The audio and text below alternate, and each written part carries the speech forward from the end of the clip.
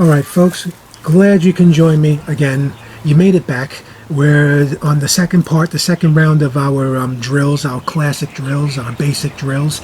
This is great for people just getting into this whole thing and stuff who want to start incorporating this or just get more active or interactive with me and joining in and stuff like that. And for those who have a lot of experience, these are great stuff to always work on, even if they're just for your warm-up and stuff. First thing we're going to do is we're going to start with our front kick.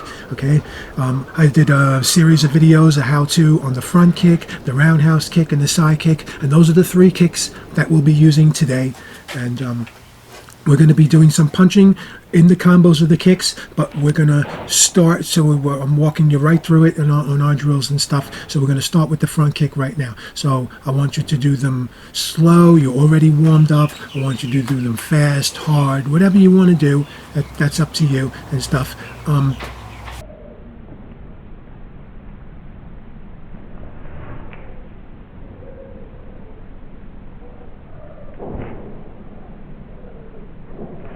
Do some high, do some medium, do some low. This is all the first phase of our drills that we're doing right now.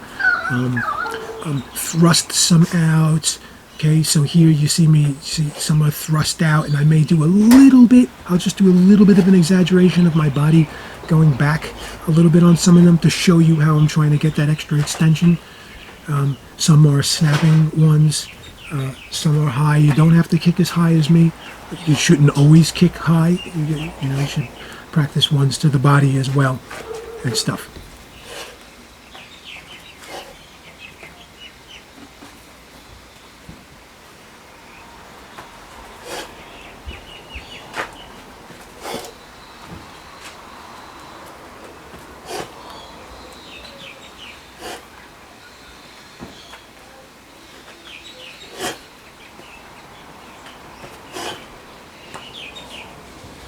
And stuff. So and stuff means going even lower, right?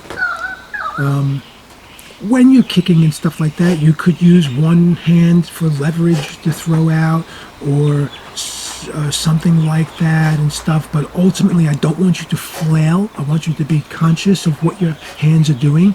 And if you can keep your fists tight through the process, that's great. And if you can keep your fists somewhat high or up, or at least in a decent position to defend and guard, then that's fantastic as well.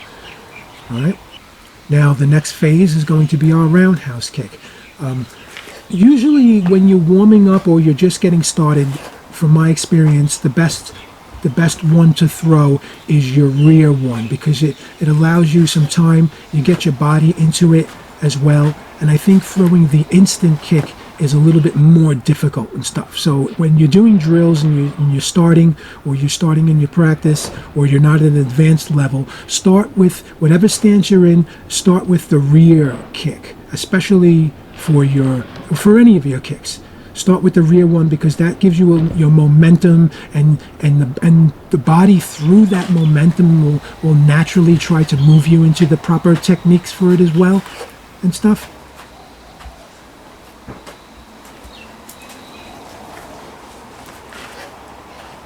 So you can see me, that's what I'm doing right here. I'm starting with the rear power kick. And again, the same thing. I want you to be mindful of where your fists are and your hands are through the kick and stuff.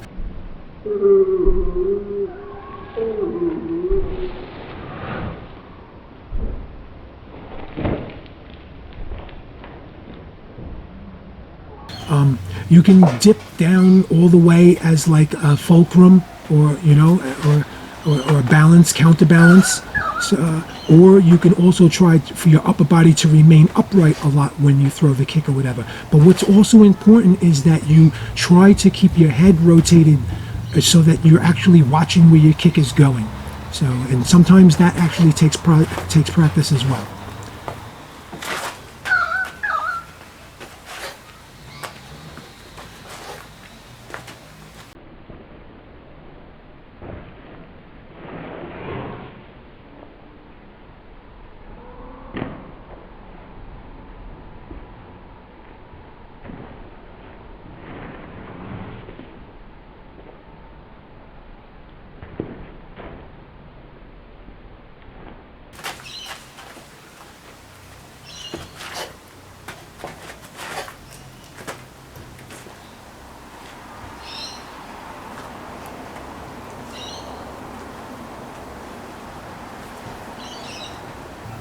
Now we're going to do our Sidekick, and here you see I'm starting with the instant one. Probably, I know, but I remember I did it because I just instinctively, that's what I did when I was recording and filming and stuff like that. But I probably should have practiced with the rear one.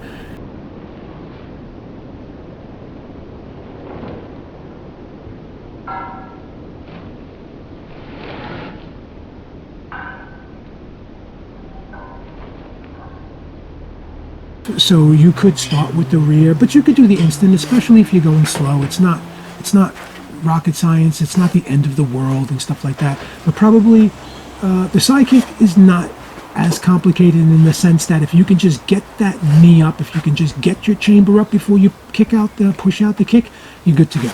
You know.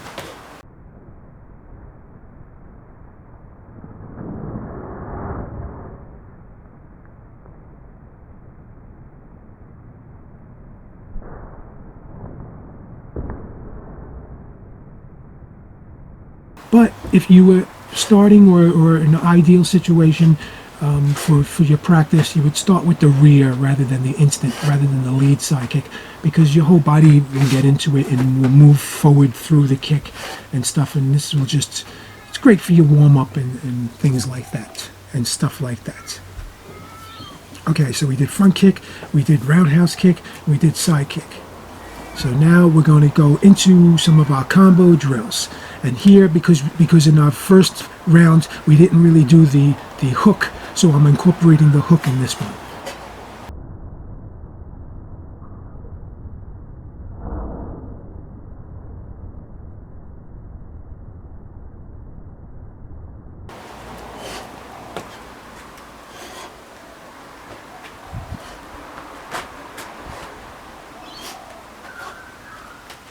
Okay, and so just really quick, I'm going to give us a really quick little demonstration of different hooks and things like that.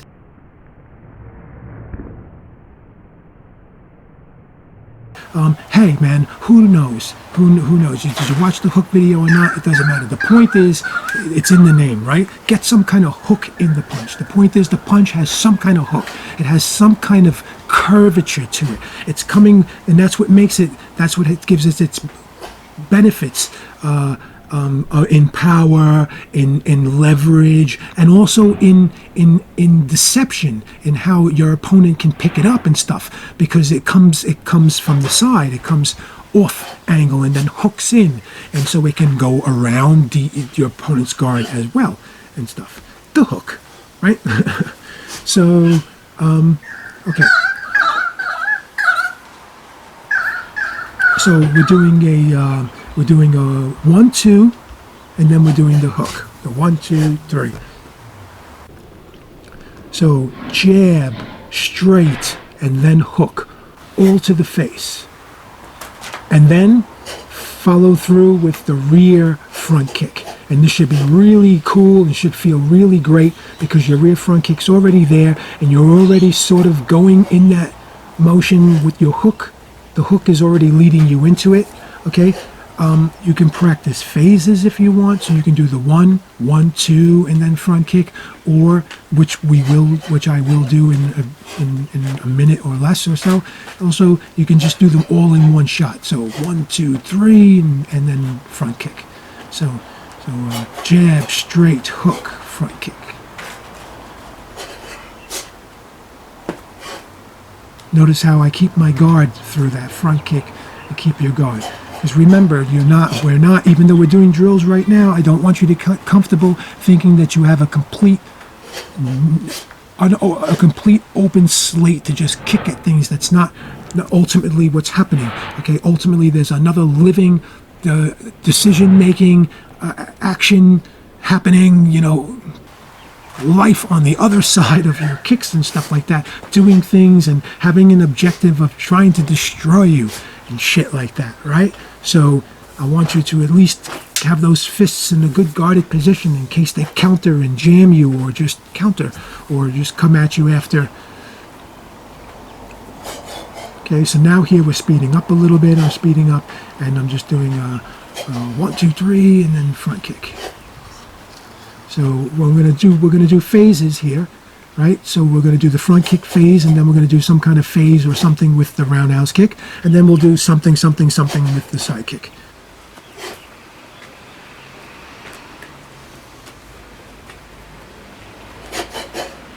So here we're doing, and I wanted to simplify it a little bit. I gave us a 3-punch combo and then a kick.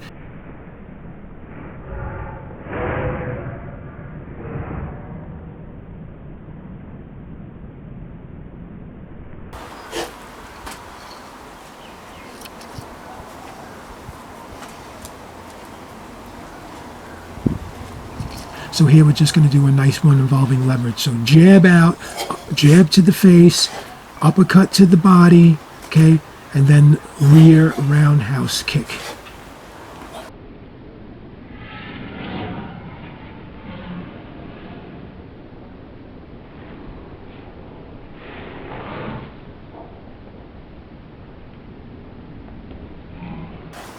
Your rear roundhouse kick, it could be to the face. If you're just starting out or you're getting familiar or comfortable with it, then you might be kicking lower. So kick to the ribs, all right? I want you to be conscious of where your kicks are going. Just don't assume, hey, I'm kicking low. It's going somewhere low, wherever. No, ultimately or ideally, eventually you will be in control and you will refine it. So when you're going mid, okay, you're going to the ribs, right? That's just where you're going, and that's also one of the best places to go. You can't have a lot of muscles around those ribs no matter how much you work out and stuff like that. When you're going low, okay, it depends. You can go by the thigh to give someone a really good thigh hit, you know, in those quads and stuff, or you can go a little bit mid-low, which is the knee, and then low is you're going by calf, and all of those hits can really freeze up your opponent's muscle, stiffen up their muscle and stuff. You go low enough with a really hard roundhouse kick and you're on the way to sweeping somebody. Keep in mind when you're doing the roundhouse kicks where we landed and stuff, right? So we landed forward. There are some drills when you're going to throw the roundhouse kick and you're going to come back, but coming back is not as easy and stuff. So, but we will be doing that. So here you see slow motion, right?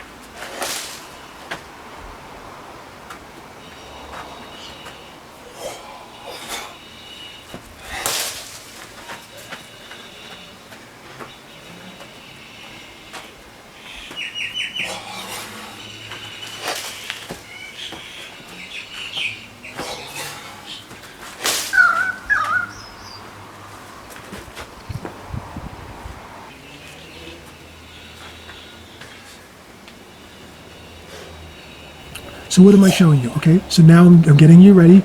Okay, I want you to be throwing, the point is I want you to throw a haymaker. I want your body to get into it. I want you to feel the motion of your body moving forward through the punch, and then I want you to capitalize off of that and bring your kick along with it. And now we're at the phase where we're doing a side kick. You see? See what I'm showing us here?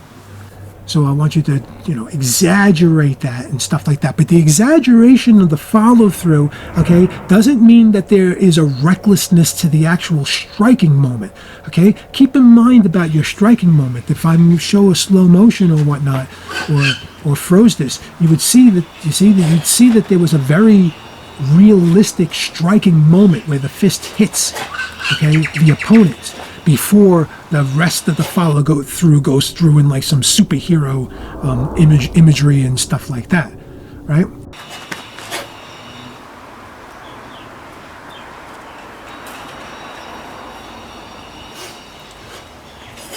So the whole point is you getting your whole body rotated, your whole body moving forward. And you notice that it's a massive punch, but it's not sloppy, it's not reckless, especially with the left hand, the non-punching hand, remaining guarded as well. You punch, and you see how you're already getting that rotation. So if you ride that wave of position with your body and stuff, and you can have a fantastic sidekick. Also, it's deceptive as well. So when that massive haymaker comes, okay, you're sort of shielding or concealing the other side of your body, the rear side of your body, and with a little shuffle, okay, you don't have to follow through with the kick and stuff. You can mask it with something else.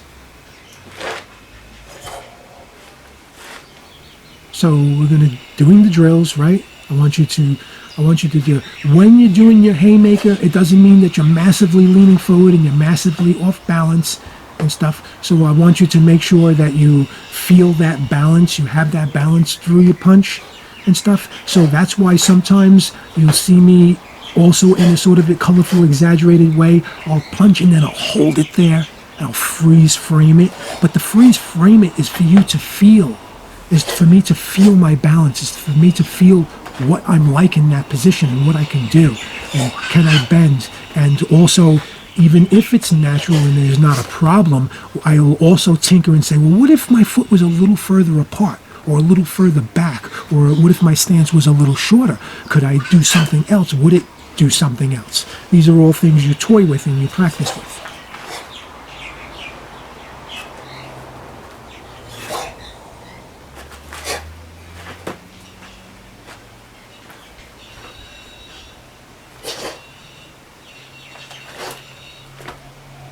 So it's quite simple, right? It's just one power punch followed up by a rear side kick. And we're getting close to the end of our session, and glad you made it through. It's just 2 sessions of the classic stuff.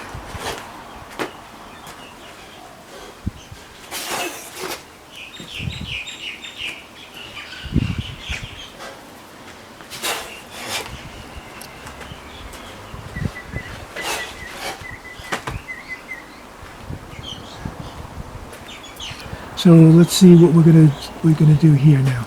And stuff. All right. So last drill, okay, which is our nice and comprehensive one, but basic one as well. We're gonna run through every kick, okay, but we're gonna practice a classic one. So I want you to do the jab, and then an instant front kick, jab, instant roundhouse kick, jab, instant side kick. Bring it right back. Remain in that instant position.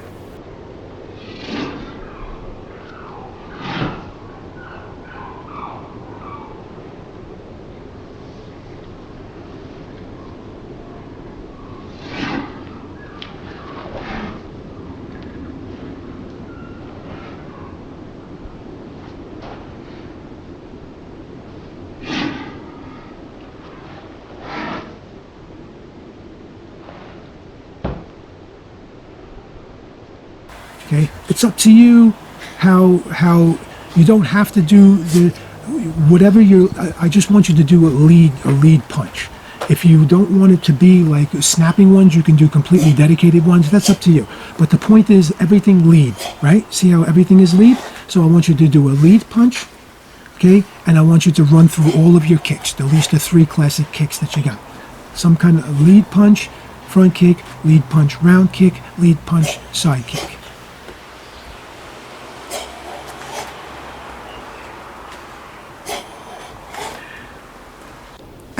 And totally feel inspired from here, and after I'm done with this, okay, just to share in the love, don't feel intimidated, share in the love. After I'm done with this demonstration, this is my warm-up. I'll do another hour, okay, well, I'll go another hour, and I'll go through all of these again. And actually, I did go through all of these again harder, and then I focused on some stuff that was, maybe where I felt a little bit awkward or whatnot, and things like that. So this was a great warm-up for me as well.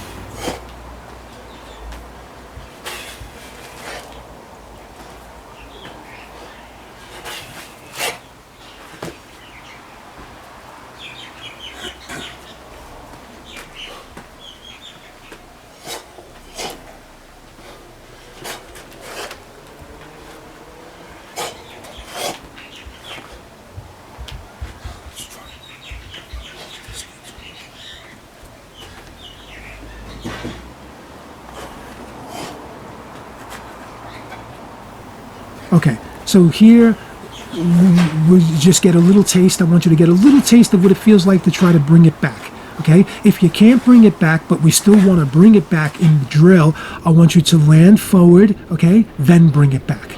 And then that's your first step.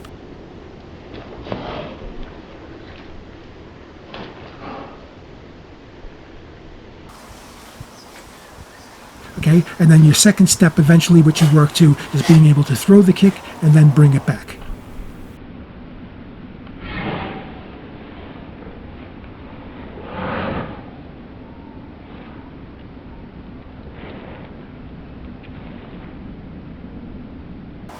When you're kicking at the air, it's a lot harder to bring it back than actually landing against a heavy bag, believe it or not. Because there are techniques that when you land against a heavy bag, you can use that moment of contact force, okay? Every force that you applied, you have an equal amount coming back to you to actually thrust you back. So here, okay, land and then move back. Okay, change position, okay, throw your lead.